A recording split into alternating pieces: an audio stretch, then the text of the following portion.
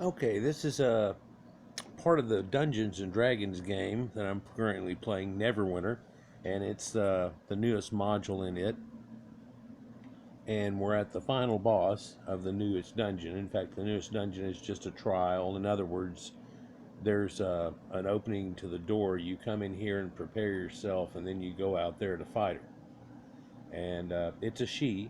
It's an archdevil, and if you pay attention in the storyline and the lore that goes with it, she is Zariel, and she has taken over Averness, which is the first layer of the nine hells that there are. Getting down, just like there's nine layers to heaven, there's nine layers to hell.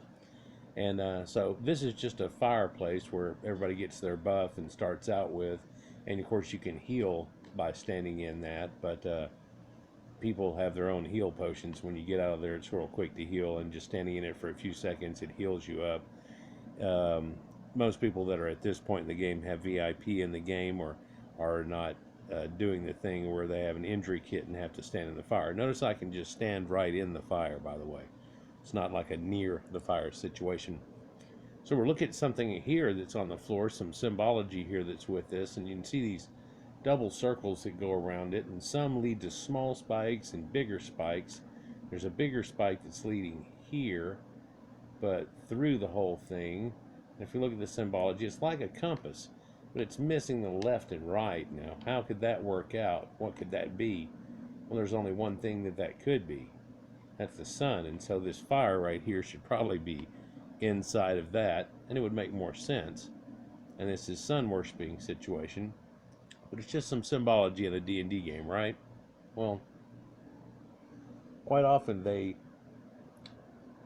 studied and researched enough to know all the connections of the old ancient lore and how that all works. And generally, we're talking about strange, different creatures, but right now we've gotten to a part where we're in hell, actually. And if you looked at my last three things that are about this, I show how there's a black hole sun. We talked about hell and Hades and so on, and how that all works, Bell, Baal, and how that all works. And also, here, let me see if I can get that right. So, things along that situation. Here's a little crystal ball, and if you've died by being in the dungeon and it's still going on in there, rather than being stopped at the gate that I'll show you, you can look at it, the crystal ball here, and it shows it from up above, looking down on everybody, and kind of, it's cool to look at that too. It gives you more of a representation of what's going on in a big way, and being able to see that a few times may give you hints to it, but of course the only reason you're out there seeing it is because you ditched it, and so that's not too good. So what we have out here is that angels are in lieu with us, and then there's the bad angels, right, that have become the demons. And so we're all taking a group of angels and trying to knock out the basic ruler of the first layer of nine hells, Averness. So whenever you look at some of the symbology they've got there, and inside here, oh, let me show you. Inside here, they have these nice velvet, which are purple, of course, and shows a symbology of a bisected pyramid. And you've seen that on everything, including your dollar bills in America that you see. But the same symbology is right here that's on it. So it's kind of misrepresented here because it's so huge. I guess I'll use this for a description of it. For what we're looking at here is the measure of the earth and things like that, sacred geometry and situations we've talked about recently too. So I'll tie some of that in here. For this one's real important. Real important.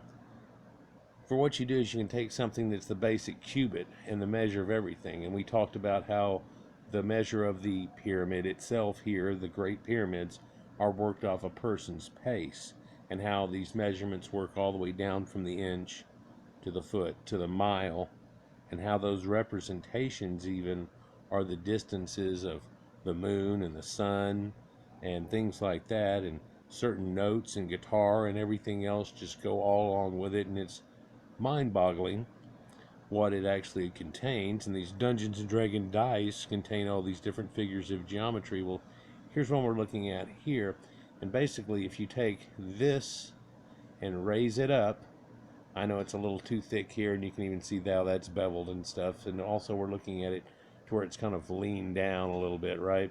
because of my aspect ratio here, but in effect, if you take that and you pull it up to the point that it's bisected, and then what is trapped in between here as it's being lifted ends up being 1/3 of the measurement of the bottom. And you see how that's working out? It's kind of an optical illusion because you've got that arrowhead top going through it. In fact, there's a famous depiction where it shows not quite a closed off arrowhead and two lines that are going up at an angle, and then they ask you which line is longer, but the lines go through it like and you're like, oh, well, it looks like this one, and that's perspective and aspect ratio, and then they can prove that it's actually the same size. There's a lot of optical illusions that can be shown too, and that's of course type of magic, and that works back to magi's, and in fact the word illusion has to do with illu, which is to illuminate and with light, but illu is also angels and God, and how that works together whenever we're talking about illusions and magic and mages and all these weird things. So you can see this representations here, and I hope you understand what I just said. So you get this representation, and this chops off the top of the pyramid, right? So now maybe we can understand how the Mesopotamians had their pyramids and ziggurats knocked off, and that point right there was for them to be with the gods, for that's the pinnacle part of it. No, but they were the Sumerian priest kings and stuff come away from, and of course their ancient deals told you the gods were there, but then Egypt, which happens a little later than that, has the same representation starting out, the mastabas and everything, and then step pyramids, but then they complete these pyramids as opposed to leaving them uncompleted and put the top on there. But this representation is found in Egypt itself and those early dynasties, and of course this all geometry knowledge, which you think like, how did they come up with that all of a sudden? It's not all of a sudden at all. For we've seen how this stuff goes back to the times of Göbekli Tepe, and you think, how did the people have any depiction or knowledge of big numbers or things like that? You could sit and draw this and write in the sand, and as long as it's measured right and it's aimed in the right directions and everything going with cardinal points and all of that, it's what it is.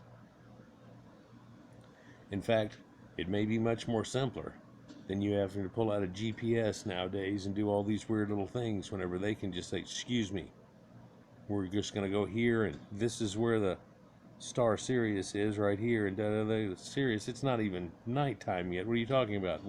I know what I'm talking about. It's right here. It's lined up right here. And so you can line something up off of that and then build a block off the right side or left and build off of that, and it's lined up with it. It's the way it kind of goes. But hey, let's look at this in another representation. What if I was to take and just put a pyramid under this thing, the same that it's over right now? Now we're looking at the Star of David, or the Seal of Solomon, of the sun and the moon together. The sacred geometry, the difference of what this one does versus that one does. All can be found in simple representations of geometry too, because it's kind of the way things work. It's amazing. It's amazing how it all goes together, I think, but the blowaway part is we're figuring out nowadays, and we're like, yeah, and we're so far past it, we feel like we're reaching their Star Trek that some of this stuff we slough off, and you go, well, look at what these ancient people had already figured out. Now you go, okay, well, that makes sense, and you're just going to slough it off like, oh, that makes sense. So we're looking at something here, and this is a bad angel. That's right, that effectively is right there, Zariel. Put a Z on her, that's Ariel. Just like Gabriel, Raphael, Ariel, Zariel. All you got to do is put a Z, and it gets that Beelzebub idea. Z can be bad. Z is the oppressor, the difference of somebody else. Zeus, the lightning god and storm god Zeus. That's got that Z. Well, Z can be TS also, can't it? Yeah, you can get that same letter out of TS, like Ritz, RITZ. R-I-T-S. So let's look at these angels here that are over here. And so what they're effectively doing is they're all talking about it. And if you ever played any of these video games that are like this whatsoever, they have this famous guy. It's Leroy Jenkins. And so they come in the first part of it, and everybody talks about it. And this is exactly where this goes on, is right here at this perpetual blue mist gate that we can't walk through. It says enter it. Well, we can queue up to it, but that's it. And so looking at these guys, it's weird. They've got red eyes on them. Let me see if I can go past them enough to where you can get a closer look at them. And so they're red haired. You can see that. There's a guy with darker hair, and there's another guy there with red hair again. So 3 redheads, and these 2 girls are like clones of each other. The symbology is not really there on their outfits. They try to be a little bit vaguish other than what could be put on there. In fact, they're trying to be politically correct, for he's got a man bun on right here, and that easily could be a little oriental, although if we look at him, he's not oriental in any way. None of them are. But if over on this side we go over and take a look too, then we have blue-eyed goddess type angel, Valkyrie type situation. And we all know that this goes with the Bible, and everybody understands that, and the angels and da-da-da, and they get their wings and all that. But you do know that the Sumerians and all these other people surrounding them already had this going on, and this idea. In fact, I've showed you it goes way back to a point back in when we really were cavemen over 40,000 years ago, and still putting bodies that were dying or dead already up on daises and letting the birds eat them and take them away, and then the symbology that came out of that.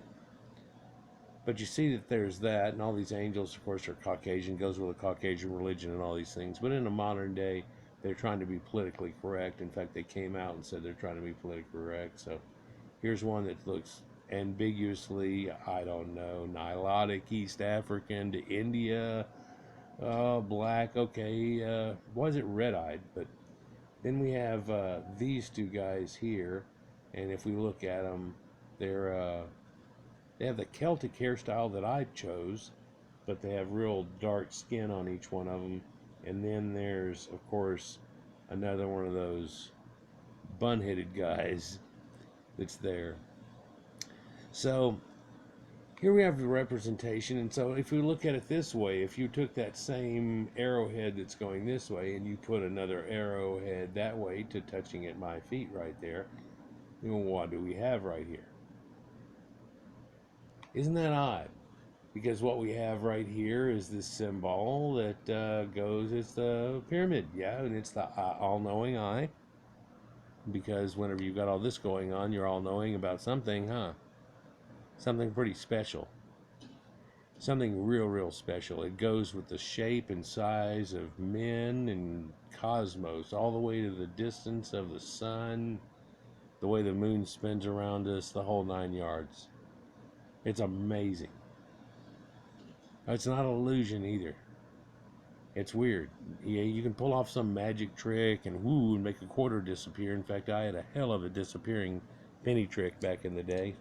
Could still do it, but that's an illusion. Sleight of hand is illusion. Making the Statue of Liberty disappear is an illusion. All of those things are illusions. This is something that's real, and they alluded to it in all of their ancient writings, but it's vague enough that if you don't know, you don't know what the hell they're talking about. In fact, you'd look at this, and I doubt anybody would put together and go, that's the Star of David, they just haven't finished it off.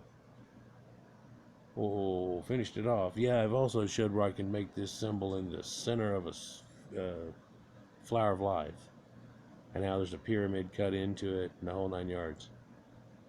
Yeah, well, those ancient spirograph type things too, and compasses, you can take certain points and pick the distance of this and spin it around, and the distance of this to that to this to that. What's that difference coming from this point? Well, in relation to size, it's the golden ratio. What?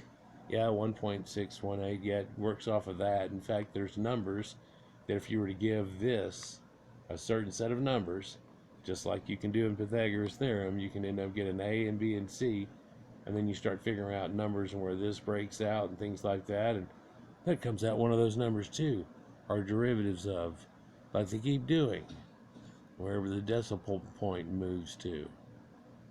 Man, that Sumerian stuff is amazing. Anyhow, so you can see that we're angels, but you see that we're fixing to fight this super angel. Well, she's still an angel too. She's got angel wings. She doesn't have the bat wings type of thing. Well, if you look in the other thing, she kind of does. And I used to be wearing bat wings, and I just put this on. This is my Halloween pumpkin face idea that I pretty much used to wear for most of the year, but I got stuck on it at Halloween and never got off of it 2.5 years ago. Well, coming up on 3 now. I'd change outfits every once in a while, but the basic outfit that you'd get changed wouldn't look right, and then you'd end up only wearing one piece of it, and it just didn't look right. But then they made it to where you could transmog the old stuff to look like the others, so it still looked right, even though it was, whatever. The new coloring scheme they got going on is pretty cool, but I already had the colors on this.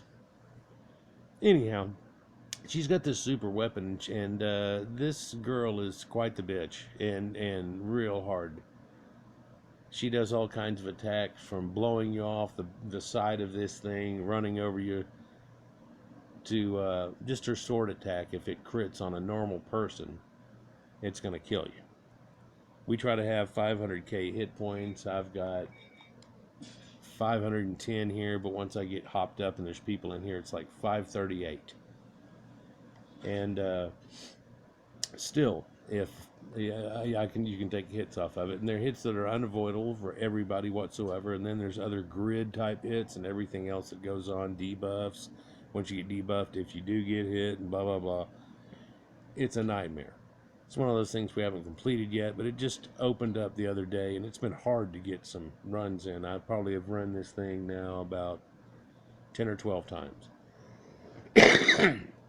Ironically, if you get with the right group, you get past level 1 into part 2, where you end up fighting looks like a frost ghost devil demon thing, and it's giant, and a fire one too, so it's a fire and ice kind of thing going on. And of course, this whole deal is that she's fighting with herself about the whole situation, and they've had this little elephant that she fell in love with too and everything, and that kind of shows you like where this place and people are talking about in ancient times. The lore goes along with this. I show it in some of my other videos. I don't want to go too far into it now, but if you look at her real close, she has a blindfold on, so it's like she's blinded. But then you look at that and you go, that's Nike, that's victory. I'll be damned, it is. And so, what attachments does all this symbology have? Well, is this hell? Is this heaven? Is this what's going on? Well, no, this is ancient folklore, and from some people's point of view, the other people are Satan or the adversary. And so all of a sudden, this girl goes from looking like a beautiful flying eagle girl into something very much looks like a vulture or a bat or a demon and all those type of things. But is she the same person? Well, sure she is. Sure she is. Just like the Gorgon and Medusa that was from Medea, that was so cherished, and then when things went wrong, they turned around, and that came out of that to the idea that this would be, well, in your mind, in an illusionary way. I could say it in a way that she wouldn't look just like this. Wouldn't be pretty anymore. It'd be scornful, red eyes, and all these things. Well, oh, that's the angels over here. No. No, she's the bad one in this situation. We're trying to go get somebody in an area that we call hell. Well, we talked about hell and Helens and the goddess Hel of the ancient Europeans. So, when we talk about hell, what are we talking about? We're talking about a lost civilization that went on not too long ago. Well, where was it? It was far away, real far away like this? No, it's right here. It was right there. There it was. For Europeans right now, it's under your feet. It went on right there. There it is.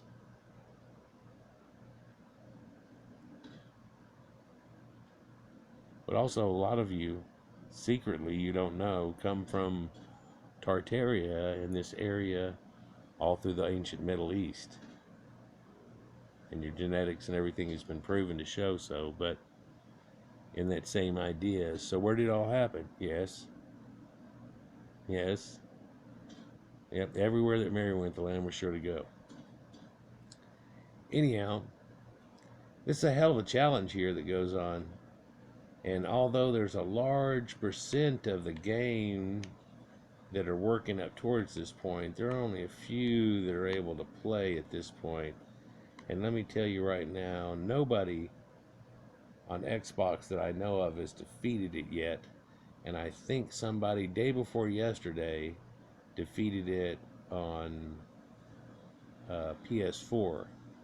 I believe so. It wasn't long ago before they, of course, they get it way earlier on PC, and they defeated it on there, and it's become fairly easy, and they've got it down. But it's one of those things that's got all these mechanics that go along with it. No matter how hopped up you are, if you don't follow the mechanics, you're dead.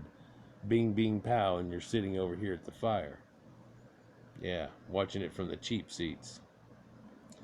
So look at this blue third eye symbology that they have on that statue up over there, and it kind of looks like Hathor, but kind of looks like she's drenched in water, but it should be flame, but it kind of looks European, and it kind of looks what? I don't. Yeah, it's strange, but that symbology, bam, bam, and these pillars, to nowhere. Now you look at that pillar set right there. That might as well be the horns on the top of the ancient Minoans or something like that. But then you look at it, and it might be something like an obelisk too. And if you had the time to think about it, you might think about that the sun that comes up here over this big mountain right there I'm aimed at might cut through that exact line and line up with crap that's up here that no longer exists, because that's just the Tower and Period ruins that are there.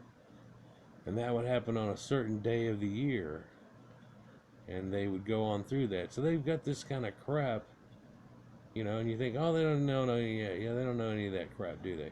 They don't know any of it. Right. Mum's the word. Go back here next to the fire. I'm all alone in here. The group left. They cashed out it, and I sat here for a little while thinking about it and looking at this symbology and stuff. I wish I could show you right at the entrance, because they show you the steps and all these symbols on it, the hourglass and this, that, and the other. If I could pause it right there, okay, here's Saturn, here's Kronos, the hourglass and time and this, that, and the other, and here's the whole thing right here in front of you. There's all these symbols, and those symbols mean certain planets and all these things that go with stars, that go with things, go with the heaven and the earth. Anyhow, guys, like, share, and subscribe, and enjoy, and I'll get on to another tale from the campfire here soon. Peace.